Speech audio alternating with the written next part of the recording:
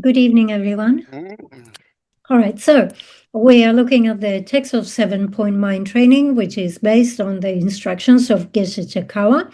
We're at the actual part. The actual part of the text deals with the way to generate conventional bodhicitta and the way to generate ultimate bodhicitta.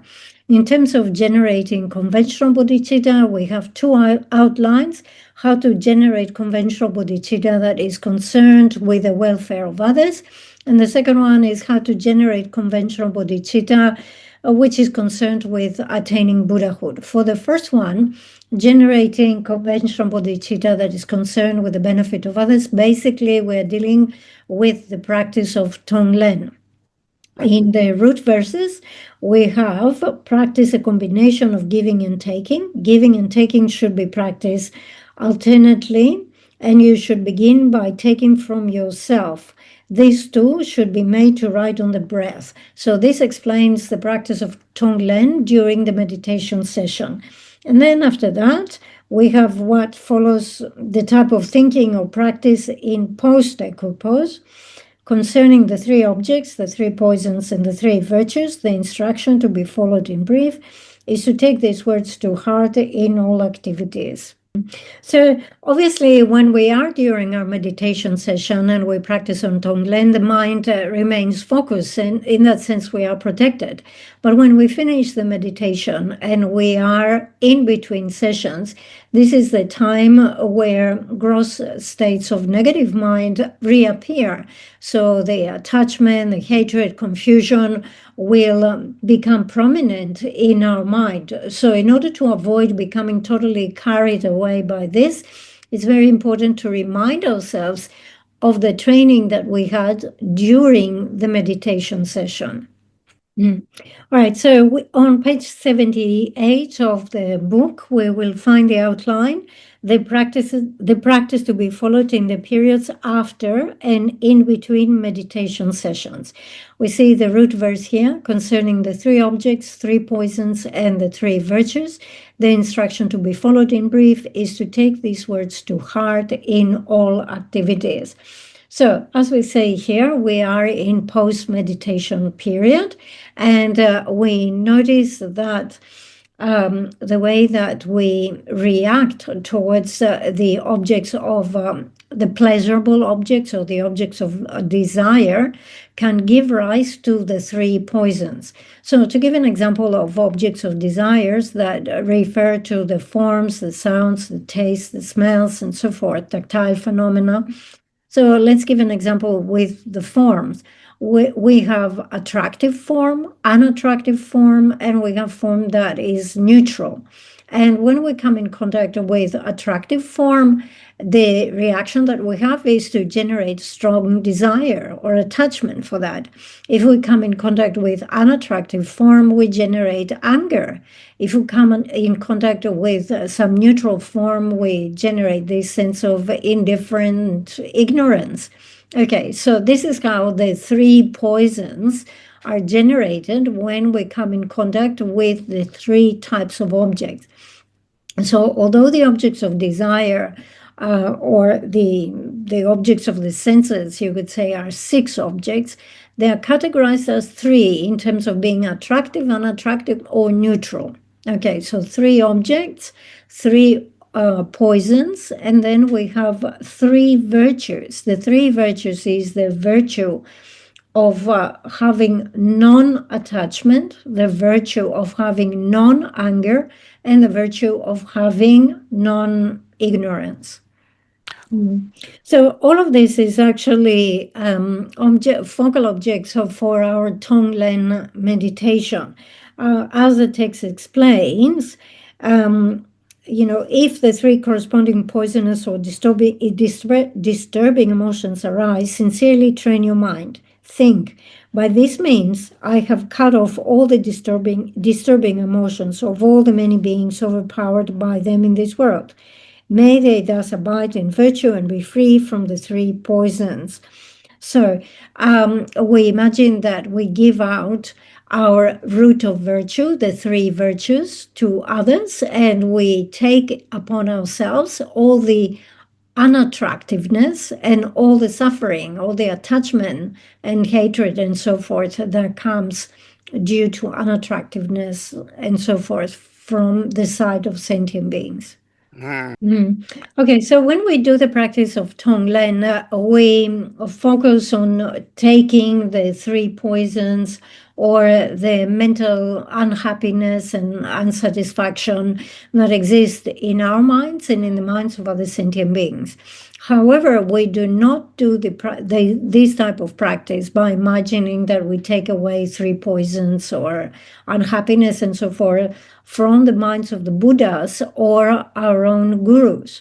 Because if we were to do this actually would cultivate an attitude of seeing faults in them, which will go against our practice of Guru Yoga, where we see the Guru as indivisible from the Buddha and so forth.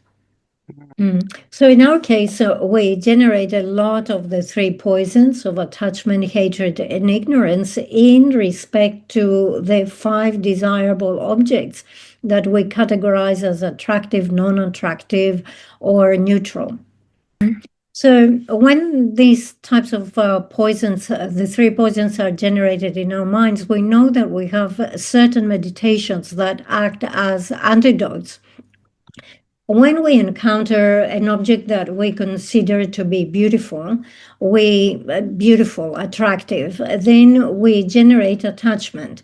And when we generate attachment towards an object, the proper way to counteract this is to cultivate concentration on ugliness. When we encounter something that we consider to be unpleasant, unattractive, someone that we consider to be an enemy, which of course we have to understand that these things arise because of our own self-cherishing, as the verse says, put the blame on one thing alone. All right. So anyway, when the unattractive arises, we generate a lot of anger.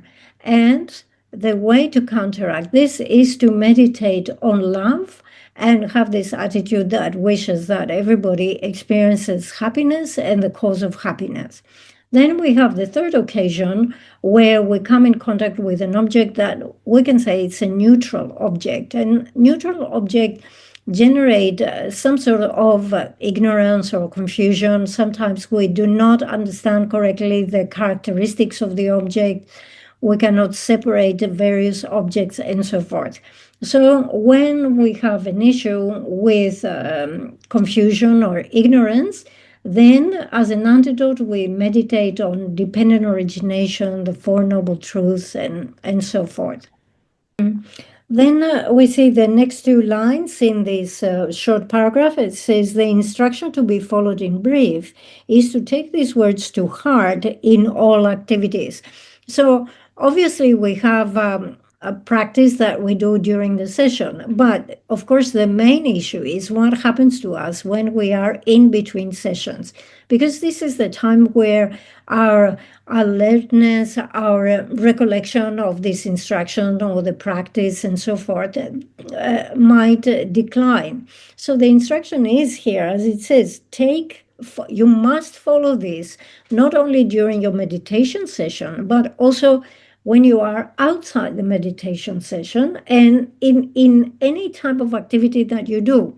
So whether you are lying down, whether you are up and walking, whether you are sitting, whatever activity you might be doing, you should always try to remember about bodhicitta and then not allow your body or your mind or your speech to kind of like decline, right, or go to the wrong direction. So always try to remind yourself of bodhicitta, pick up your mala and recite some mantras, do something to occupy your mind and your body towards the right direction, steer it in the right direction. So with this, we have completed the first section, which is how to generate the mind of bodhicitta that is concerned with the welfare of others. And then we continue with the next session, which is how to generate the mind of bodhicitta that is concerned with attaining Buddhahood. And this really is the main practice. We are now on page 80 of the text. Yes. So in here we are trying to fully develop this aspiration to reach the state of Buddhahood in order to bring about the benefit of sentient beings. So we look at the example of the Buddhas, and we consider their amazing capability of always working for the benefit of others. So we're thinking, how it is that they can bring about such benefit. They can bring about such benefit because they always hold this idea of benefiting others. The benefit of others is the core principle. It's what drives them. And once we understand this, we say, just as the Buddhas are capable of achieving so much because they are concerned with the benefit of others, so I will also make this my main consideration, and I will train along the path. I will purify whatever needs to be purified. I will train in Lojong so that I will become a Buddha like them, and to be able to benefit sentient beings in this, incredible scale. Then the next stage is instructions concerning the 5 precepts that are factors of training, and this begins with how to bring adverse conditions into the path. So in terms of Lojong, the transforming adverse conditions to the path and the practice of Tonglen are the 2 key areas of train. There are many things that we can describe here as adverse circumstances. There is a lot of illness. There is a disturbance in the 4 elements. There is famine. There is war. There are many calamities. Okay, so we need to understand what is this term here. What are the adverse circumstances or the adverse conditions? So if we are Buddhists and we try to practice the Buddhist path, there are certain things that arise as obstacles. So whatever arises as an obstacle and hinders us in our practice is considered to be an adverse condition. So we say, let's give a more specific example. Let's say you're a practitioner and suddenly you fall ill. So there are 2 ways that you can react to this. One possible reaction is that you become totally defeated by the illness and start saying, oh, okay, now it's finished. Now I'm ill. I cannot practice. I cannot engage Lojong training. I will not be able to practice bodhicitta. I won't generate it. So you're defeated. You give up. Another way of thinking is, I got this illness, and this is actually very fortunate, and it comes through the kindness of the 3 jewels, because this illness that I'm experiencing now is the result of past accumulated negativity. And how fortunate that it has come into fruition in this life, and by being sick now, I'm purifying all these masses of negativity. So what a great opportunity. And furthermore, may all the illness and symptoms of other living beings who are diagnosed with a similar disease, may all of this ripen upon me, right on me, and they be free of their suffering. So you can see here that through the courage of your mind, the illness becomes an aid to your path. Also, it might be that you're not ill, right? So you're not facing any illness or any difficulty. So in this case, you consider how fortunate I am. I have the precious human rebirth, and actually my body and my mind are both very strong. It means I can practice Dharma now. I can engage in the Lojong training. I am not sick. Again, this is the blessing of the 3 jewels. And since I have this precious human rebirth and I'm free of sickness, I will not waste even a few minutes in meaningless activities. I will practice the best I can on the path to enlightenment. So, in brief, we see that whatever are the circumstances, whether they are adverse conditions or whether you are whether you have favorable conditions, you're thinking that you incorporate this into your practice of Lojong. Another thing is that wealth. All right. So, for example, we need money because if you have money, you have choices. So imagine, if your wallet is full and you go to a restaurant, you can choose anything from the menu, right? You have choices. Similarly, with your clothes, the way you dress, things like that. Money gives us choices. But the thing is that if we have too much money, then actually this can become an obstacle for our study, for our practice, and so on and so forth. So if you don't have money, start thinking how good that I don't have excessive wealth to create obstacles for me. On the other hand, if you have money, think how fortunate I am that I have all this money. I am not going to waste this money on frivolous shopping and experiences like this. I'm going to bring all this money into the path. I will not waste it, but instead I will make offerings. I can practice generosity. I will make offerings to the three jewels. I can make offerings to other people. I can make a real change here with my wealth. I will not waste it. I'm bringing it into the path, and I will practice Tonglen in this way, whether I have it or not. If you don't have money, it's very easy to again become deflated, to become defeated. It's like, I don't have money, I cannot do anything, I'm stuck in this situation. But change the way you think and say, the fact that I don't have much money, again, is the kindness of the three jewels, because not having money means I do not have the cause for miserliness. I do not have the cause for excessive, unsatiated desire and consumerism. On the contrary, I'm someone who is contented and satisfied and can live with very limited resources.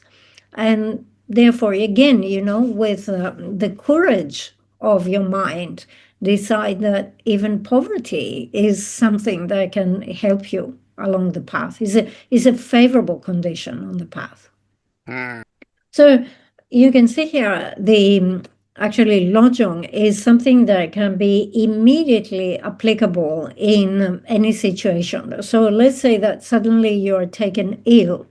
All right, so if you're taken ill, ideally you should go to the hospital. Sometimes it's not easy to get to the hospital. Ideally, you should have various pujas done for your quick recovery. And that actually requires having to contact someone who is able to do a more. Then they give you a few days later, they give you the answer. Then you have to organize the pujas. And what I mean with all this is that although there are things that, of course, we should follow all those things, but these take time. However, as soon as you become ill, you can apply Lojong straight away and say, okay, just as I'm experiencing this illness, I am taking upon me all the illness of living beings in this world who experience a similar headache or, whatever ache, whatever illness it is, and I'm freeing them from their suffering, and it's all maturing upon me. And so Lojong is something that is applicable immediately. You don't have to wait a few days to get to do something. So we're not saying here that you should not go to the doctor, to the hospital. We're not saying you should not organize pujas. Actually, you should do all those things. But what we are saying is that if suddenly you fall ill, if you have familiarity with Lojong, and if you apply your Lojong training straight away, and immediately you start thinking, all the sickness of sentient beings is maturing upon me. How good that I can practice in this way. It means that you turn your mind into a virtuous direction. And this already is great benefit. If you didn't do this, you will be sitting there angry and frustrated, and you will have fear and anxiety. So Lojong helps you avoid all this anger and fear and anxiety, and gives you the opportunity for to cultivate a virtuous state of mind. So already you are winning here. We have the example of Milarepa, who studied with his teacher Marpa, and the case of Milarepa is an excellent example of bringing adverse conditions into the path. Milarepa arrived to Marpa with a lot of negativity, and Marpa treated him very harshly. He gave him unending, huge projects to do in order to purify the negativity. And also, he punished him. He was very harsh with him. But Milarepa took all these adverse conditions to the path, and he practiced. Similarly, when Master Naropa went to Tilopa to request teachings and training, Tilopa gave him 18 extremely difficult tasks to carry. And they were like impossible tasks. But Naropa took those as part of his training, like mind training into the path.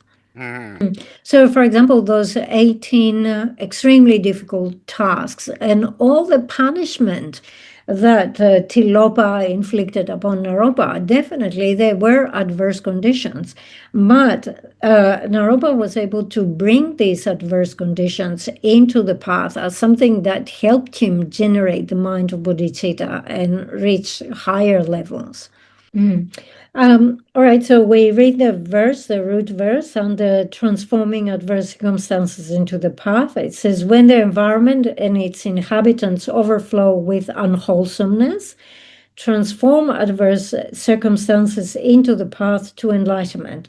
So we have a situation where both the environment and living beings, that can refer to various living beings such as nagas and hungry spirits, and those who do not favor the side of virtue, overflow with unwholesomeness, meaning they behave in a way that really causes us harm. And also, when the environment is harmful towards us, then we need to bring all this into the practice. All right, now we come to the next section, which is found on page 83. Taking adverse circumstances into the path by relying on the excellent practices of accumulation and purification.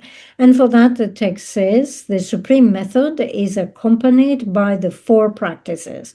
The 4 practices are accumulation of merit, number 2, purification of negativity, number 3, making offerings to the evil spirits, and number 4, offering ritual cakes to religious protectors and seeking their help.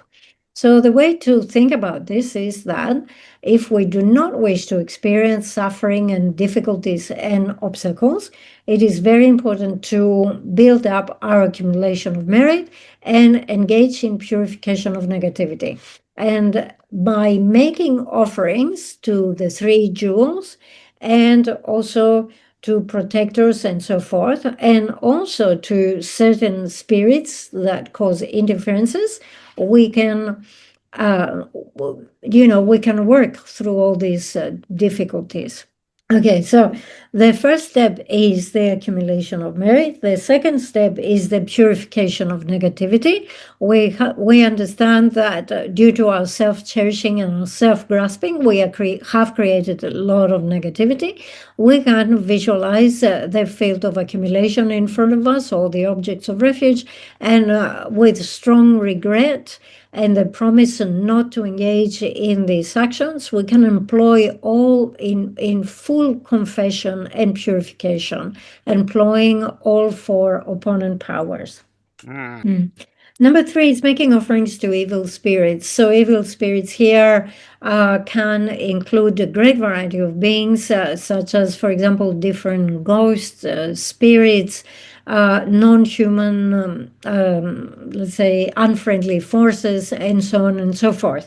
So the practice here is to make an offering of torma, and request them to please cause harm to us.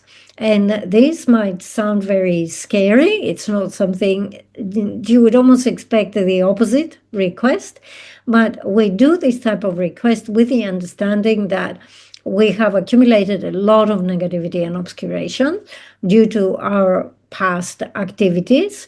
And if some harm falls upon us right now, this is an opportunity to purify all this. So for the sake of purification, we make a torma and we request them to cause harm to us. So if we are Lojong practitioners and we were to make an offering of torma and instead request that please do not cause any harm to me, then we will be going against the crucial advice of mind training that says that we must bring adverse conditions into the path. So please understand that the way that we make offerings during an ordinary puja, right? So we make torma offerings and we ask everyone to please be pacified and act nicely and protect us and so forth. This is very different to what we do during the Lojong training. All right. So during the Lojong training, we say, here is the torma. It's a gift for you. You can cause any harm you want. And if you want my flesh, you can have my flesh. If you want my blood, you can have my blood. If you want my skin, you can have my skin. And imagine that you offer this in an unrestricted manner, thinking, may you take as much as you want, and may you generate great bliss and happiness in your mind. I'm freely offering this to you. So, for example, it's common in the practices, those who practice in the cemeteries, they will make a torma that is like an effigy of one's own body, and they offer this as a ransom. And basically, when you make that type of offering, is to bait all those harmful ghosts and spirits. So you say, here is my body, come and take it. And they're all attracted to you. And when they come, then you freely offer your flesh, your blood, like whatever, take everything. Because this is the way to pure Dharma practice. So, of course, if someone is a pure practitioner of Lojong and they offer these tormas, not only do they offer the body and blood and so on, but in addition to this, they say, please give me harm, please harm me. Now, one thing to consider here is that even if you make that request, it doesn't mean that they will harm you right that moment. They will not strike immediately. However, from your side, you generate a virtuous state of mind. And even if later on you do fall ill, right? Again, you will be thinking that due to this illness, I am purifying all this negativity and obscurations, all those negative imprints I created in my past life. I'm experiencing them in this life, which means I won't have to experience them in my next life. So again, it's a way of thinking that where you see something beneficial in this situation. So the last part in this section is to making ritual cakes. These are the tomas to religious protectors and seeking their help. So in terms of our practice, we actually have three what is called roots. Okay, so we can say the root of the blessings is the Lama. The root of the siddhis is the Yidam. And the root of the protection is those Dharma protectors. Now, in this category of Dharma protectors, it is possible that we might be dealing with beings who are worldly beings. However, mostly this refers to transcended, transworldly Dharma protectors.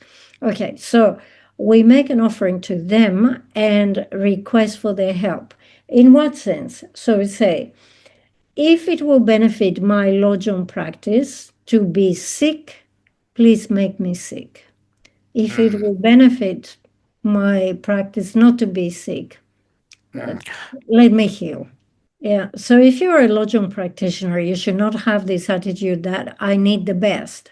I need the best. I need the best accommodation, the best food, the best wealth, the best health, right? If you are seeking those things, or if you think that you should have those things to practice Lojong, you're not a practitioner of Lojong. A practitioner of Lojong has the attitude that says, whether happiness or suffering or whatever come may, I will practice Lojong. So, for example, a true Tonglen practitioner, when they become unhappy or when they become sick or they face difficulties, immediately they employ this meditation on Tonglen. So with their love, they give out whatever good things they have, and with their compassion, they take in from others. And in this way, the mind becomes relaxed, which is very important for the mind to be relaxed when you are facing a serious illness. Because if your mind is not relaxed, it means in addition to the illness, you will generate this incredible anxiety and you will generate other afflictions. And those additional afflictions actually impact on the situation and just make it worse and worse. So instead of having just the sickness, you have the additional emotional turmoil that comes with that. And therefore, what we say is that the true Tonglen practitioner is able to practice the patience of willingly take on the suffering. So look at the suffering and say, this suffering is the result of self-cherishing. I have self-cherishing. I have created this. Nobody else created this. And with this, the mind becomes relaxed without generating additional affliction. So this is already very beneficial because your mind turns into a virtue state. So there are some people who say, I don't see any point in practicing this Tonglen, this Lojong, because we say that we imagine that we take on the suffering of others when we cultivate compassion, but actually it makes no difference in the condition of the other person. Like their suffering does not become lessened, the sickness is not healed. So what's the point of doing this? Actually, this is the wrong way of thinking. We're doing this so that we can train our own mind to increase our compassion for others, isn't it? And by thinking this way, that we are so concerned about others that we are willing to take on their suffering, this creates a great opportunity for us to accumulate vast amount of merit.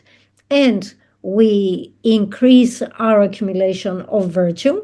We do not generate any afflictions, right? And we, even though at present, we imagine that we give away our body, our possession, our root of virtue, and that we benefit them, we have to understand that this is the actual training that will allow us to generate the mind of bodhicitta. And then we will enter into the Mahayana path of accumulation, we will go into the path of preparation, we will reach into the state where actually we can practice generosity with our body towards other sentient beings. But this incredible result comes through having trained in this, let's say, imaginary way at the earlier points of the path.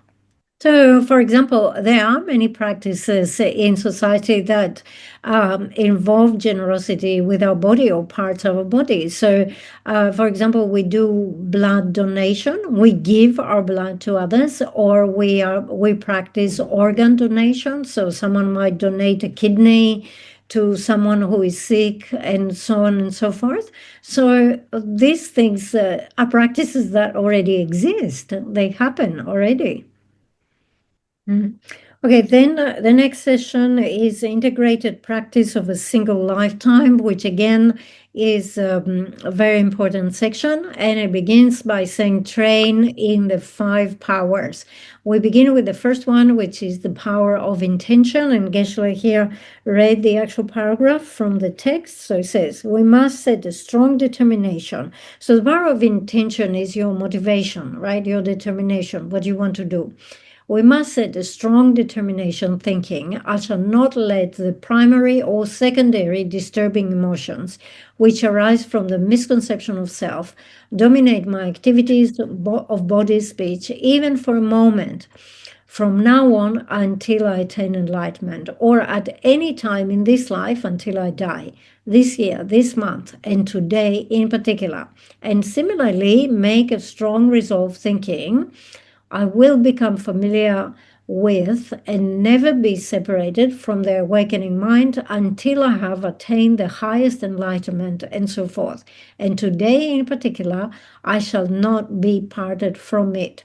So the power of intention is that I will not give any opportunity to those afflictive emotions to take control over me, and I will not be separated from the mind of bodhicitta. So here the power of intention refers to motivation, which is a very broad way of thinking. The next one is the power of the white seed, and the power of white seed basically refers to any root of virtue that we create as we train in Lojong. Reading from the text, the power of the white seed, we need to preserve the merits and insights arising from generosity, ethics, and meditation, which cause us to generate, maintain, and enhance the precious awakening mind. In terms of the 5 powers, we have 2 presentations. We have the 5 powers whilst we are alive, and the 5 powers at the time of death. So when we talk about the 5 powers, we understand that the main one of the 5 powers is the power of familiarity, and the other 4 are kind of supporting the power of familiarity. We see, for example, the first 2, the power of intention and the power of white seed, have to do with the amassing the accumulation of virtue. Then we have the power of remorse, which is actually purifying negativity or purifying adverse conditions, because we understand that due to our self-cherishing and self-grasping, we have created a lot of obstacles, a lot of difficulties for ourselves. So by looking at them as faulty attitudes, we generate the mind of remorse that says, I don't want these things anymore in my life, and I want to purify those things. I want to remove those things. Finally, we have the power of the prayer, and prayer is important at all times. Okay, there is a difference between prayer and dedication, because when we make a dedication, we must have a substance to dedicate. We must have something to dedicate. In the case of the prayer, we don't need to have a substance to dedicate. You can make a prayer at any time. So in this case, we say that whatever root of virtue I have accumulated or will accumulate over the 3 times, meaning all the root of virtue I have accumulated in my past lives, and the root of virtue I'm accumulating in this life, and in particular, the root of virtue I accumulate by training in Lojong, I want to dedicate so that myself and all other sentient beings, we generate the mind of bodhicitta, and then further we increase it forevermore. So it's very good to familiarize ourselves with this type of prayer and do it as often as possible, because it actually places the imprints to be successful in generating and increasing bodhicitta. Finally, we have the power of familiarity. Here it's translated as the power of acquaintance. And basically, it refers to meditating again and again and develop familiarity with the four preliminary subjects, which was the precious human rebirth, death and impermanence, the fault of samsara, karma and its effects, as well as the meditations that we have already explained, the meditation of Thupten and the meditation on the two aspects of bodhicitta and so forth. So repeated familiarity with these subjects. This is what it is, the power of familiarity.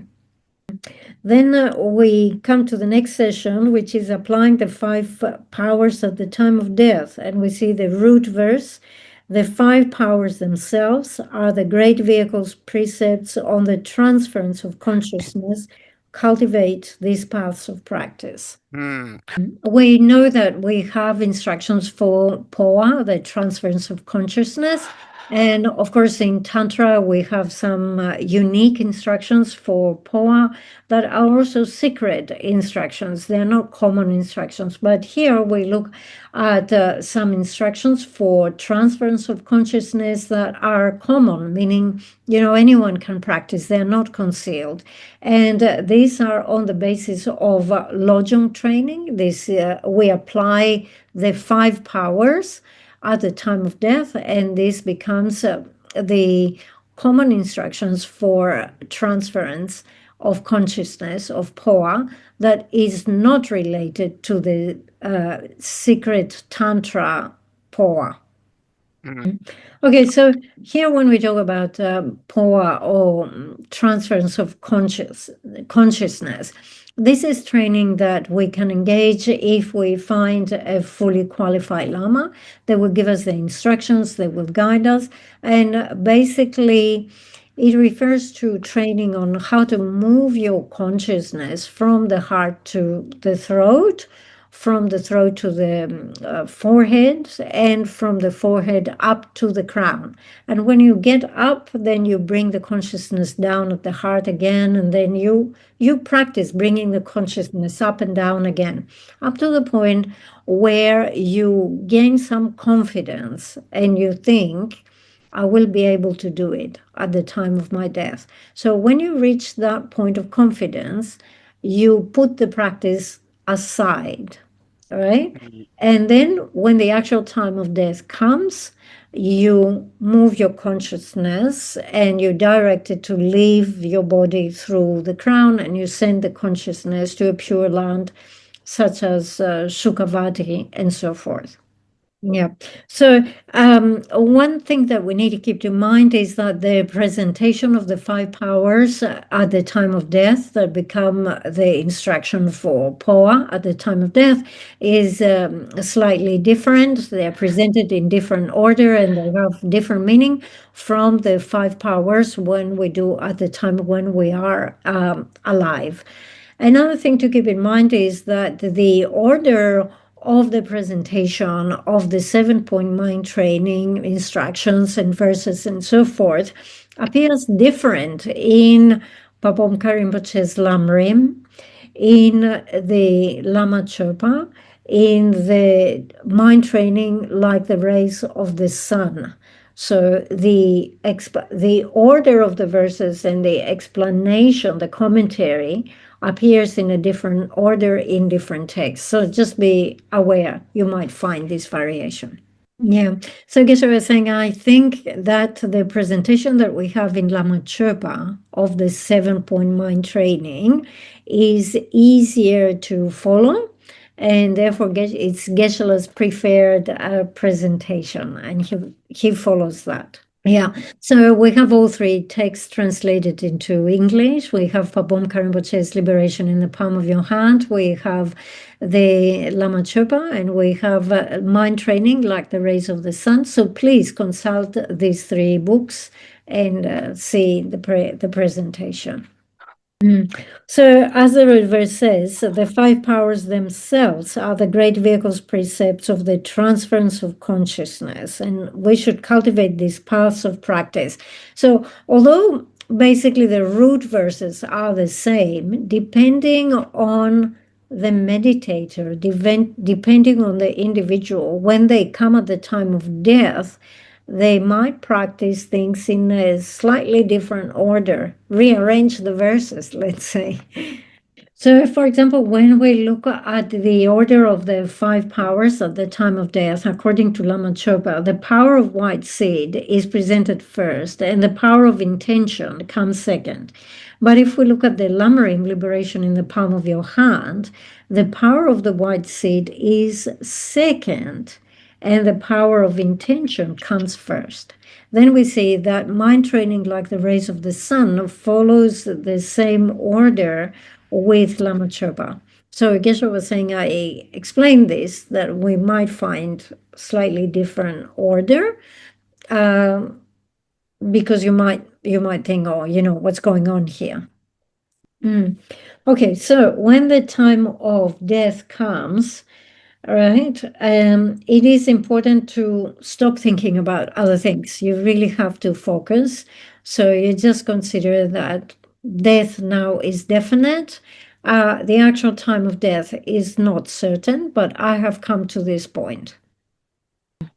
So at the time of death, the first thing that so let's say you are sick, you become sick, and then you realize that your body will not last for long. You don't have long time to live.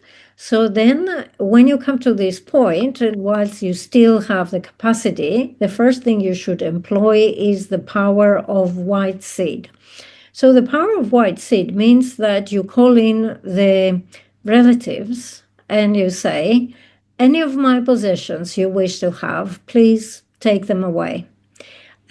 And also, you can make a specific request and say, I want this money or I want this property to be offered to the three jewels. I want to be pujas or offerings. I want to offer it in this way. It is very important at the time of death to avoid a situation of attachment. And attachment very easily can arise towards possessions that we have accumulated through our entire life, and also very strong attachment towards our body. Usually, at the time of death, things like pride, competitiveness, anger, and so forth do not arise, but attachment does arise. And therefore, it is very important to clear out any objects of attachment from our environment. Yeah. So we have many stories of what attachment can do at the time of death. It can be attachment for possessions, attachments for our own body, or attachment for friends, relatives, things like that. So there is a story of Tapa Ladze. He was a student of Milarepa, and he had a wife. All right. So at some point his wife became seriously ill, and it became obvious that she was, she didn't have long to live, but she spent many days like at the edge, at the verge of life and death, almost unable to breathe, struggling with her breath. And for some reason, she couldn't let go. So she couldn't pass away. And Tabaladze thought, oh, what is happening? Why is my wife not able to let go? Maybe, and he thought maybe she has attachment for some particular object. And he went to her deathbed and he said, please, if you have any wishes about your possessions, you want to give things away, you want to make offerings with those things, please tell me and I will carry out all your wishes. But she remained grasping for breath for many more days. And at the end, the wife who was dying turned over and said to him, after I pass away, I don't want you remarrying anybody else. After I pass away, you have to promise that you become a monk. And he promised that. And at that point, his wife passed away. And then later on, he considered this, this conversation, what had happened. And he thought, yeah, this is what it was. My wife was so attached to me and my body, and she didn't want me, she couldn't let go, and she didn't want me to have another relationship or marry another wife after she passed away. So she made me promise to become a monk and never remarry after her death.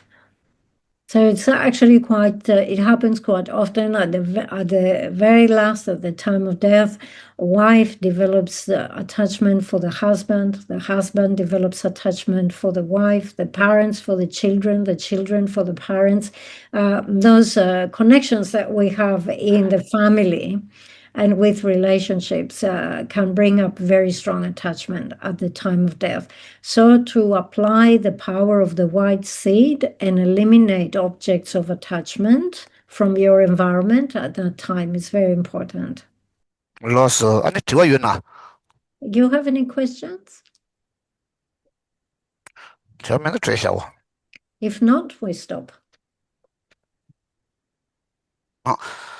사지 부지 주지 면도 자마 리랄린시 닌데 김반 상예 힘도 미든 부와예 주거 남다 신라 주보라 엘라방 구로레나 멘제 라고문이 야다야 미 강제레 고외 신강소 페나 대와 말른 중외네 제레세와 띵진 갸소 샤베제베 바도 땡교로제 찬조 semjo 림보제 마제 바나 게주 갸와냐마 메바나 코네 콘도 베와라이쇼. Thank you. Good night. Thank you, Geshe.